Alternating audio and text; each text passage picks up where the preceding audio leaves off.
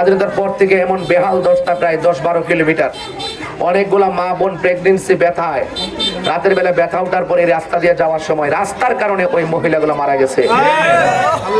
এগুলো অনেক কষ্টের সংবাদ। অথচ এমপি হওয়ার আগে কতগুলো কথা আপনাদেরকে শোনায়, কিন্তু মানুষের কল্যাণে কেউ রাজনীতি করে না, বারবার আপনাদেরকে ধোঁকা দেয়। চা শ্রমিকদের সাথে যে ওই অর্থনৈতিক বৈষম্য করা হয়েছে, দেখবেন এখন নির্বাচন আসছে, তারা অনেক টাকা পয়সা খরচ করবে, জিলাপি খাওয়াবে এবং বিভিন্ন ধরনের বিরিয়ানি নিয়ে যাবে, তাদেরকে নিয়ে ভোটটা চাওয়ার জন্য খুব পলিসি করবে।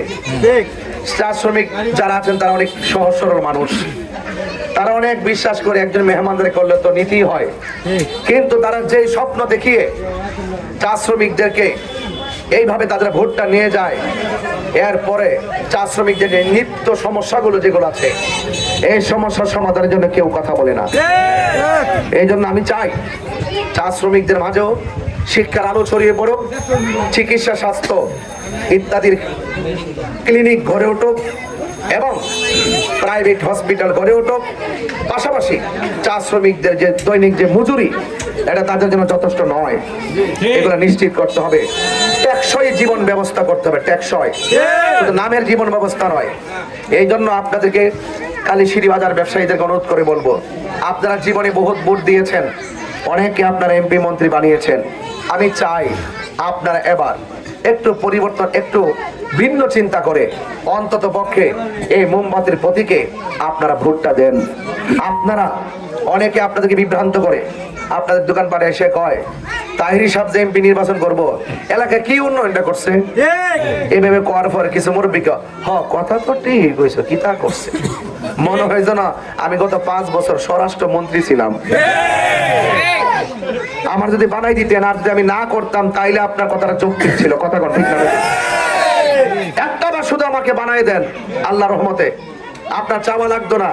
যারা বলছে আমি কি করেছি, আল্লাহর রহমতে যদি আমি প্রতিনিধি হতে পারি, আমি এমন কিছু করে যেতে চাই যেন আপনারাই বলেন যে ব্রাহ্মণবাড়ির দিকে তাহির হুজুর এসে এমন কাজ এলাকায় করে গেছে, আমাদের দেশের নেতারা 55 বছর এই কাজ করতে পারে না।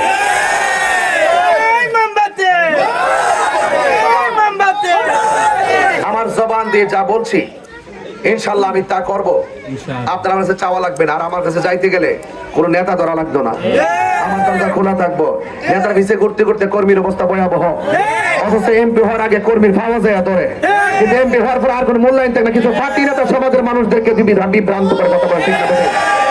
কথা বলেন ঠিক কিনা বলেন? এই জন্য আমি, আপনারা জানেন আমি কিন্তু এই কর্মীদেরকে নিয়ে চলি, ভোটারদেরকে নিয়ে চলি। এই সমাজের মধ্যে যারা নেতৃত্ব দেয় তারা অনেকেই তাদের নীতি হারাই ফেলে এবং আমাদের সমর্থনকারী যারা আছেন তাদের প্রতি অনেক ধরনের কথাবার্তা বলেন, বিভিন্ন হামলা মামলার হুমকি টুমকি দেখান। এগুলো দেখানোর নাম রাজনীতি নয়। রাজনীতি হবে ভালোবাসার ভিত্তিতে, কথা বলেন ঠিক কিনা? রাজনীতি হবে ইনসাফের ভিত্তিতে, ঠিক কিনা? ধর্ম, বর্ণ, দল, মত নির্বিশেষে সকলের অধিকার সুষম বন্টনীতির আলোকে পৌঁছে দিয়ে একটি শান্তিময়, নিরাপদময়, সুন্দর সমাজ গঠন করার প্রতিশ্রুতি নিয়েই আপনাদেরকে জানিয়ে দিতে চাই, ইনশাল্লাহ আসন্ন ত্রয়োদশ জাতীয় সংসদ নির্বাচনে এই মোমবাতির প্রতীকে আপনার মহামূল্যবান ভোট দিয়ে চা শ্রমিক থেকে শুরু করে মেহনতি মানুষ থেকে শুরু করে দেশের সার্বভৌমত্ব সুরক্ষায়, ধর্ম সুরক্ষায় আপনারা আমার নিরাপত্তা এবং নিরাপদ থাকার প্রতিশ্রুতি গ্রহণ করছি এবং আপনাদের সকলকে বলবো আপনারা আমাকে নিরঙ্কুশ সমর্থন দিয়ে মোমবাতি মার্কায় যদি বিজয় করতে পারেন, আপনাদের সাথে ছিলাম, আপনাদের সাথে আছি, আপনাদের সাথে থাকবো, সুখে দুঃখে আপনাদের পাশে আমি ইনশাল্লাহ থাকবো। তবে একটা কথা মনে রাখবেন যে যতগুলো হামলা মামলা যে যাই করুক না কেন, 12 তারিখের আগেও আপনাদের সাথে আছি, 12 তারিখের পরে ইনশাল্লাহ আপনাদের সাথে থাকবো ইনশাল্লাহ।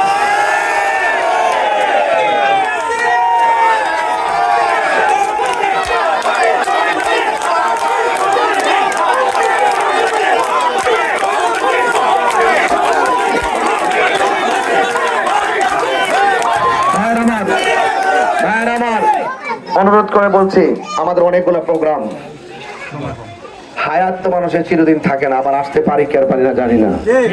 আমাদের এজেন্ট যারা আছেন, এজেন্ট এদেরকে অনেক হুমকি দেয়, কয় তাদের লিস্ট হইতেছে। এজেন্টরা আমার জিজ্ঞেস করে যে হুজুর কি লিস্ট হইতেছে?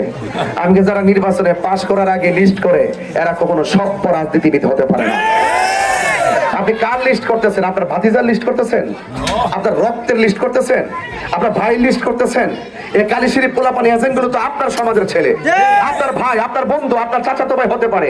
আপনি তাকে চোখে লাল করে আপনি কথা বলছেন, তার মানে যার কাছে নিজের রক্তের সন্তান, রক্তের ভাই নিরাপদ না, সে কখনো রাজনীতি করে না। তার ভিতরে আছে একটা প্রশস্ত কথা বলেন। এই জন্য আপনাদের সকলকে অনুরোধ করবো, আপনারা আপনার ভোট চান, আমি আমার ভোট চাই, আপনারা আপনার ভোট চান, আপনারা নির্বাচন করুন। আমি আমার প্রচারণা করছি, আপনারা এজেন্ট দেন, আমরা এজেন্ট দিব।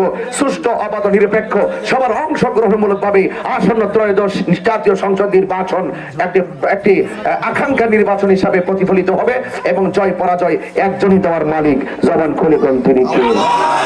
আরো বড় করে তিনি কে? জয় হোক মেহনতি মানুষের, জয় হোক চা শ্রমিকদের, জয় হোক কালীশরীফ প্রত্যেকটা মানুষের, জয় হোক মোমবাতি প্রতীকের ইনশাআল্লাহ।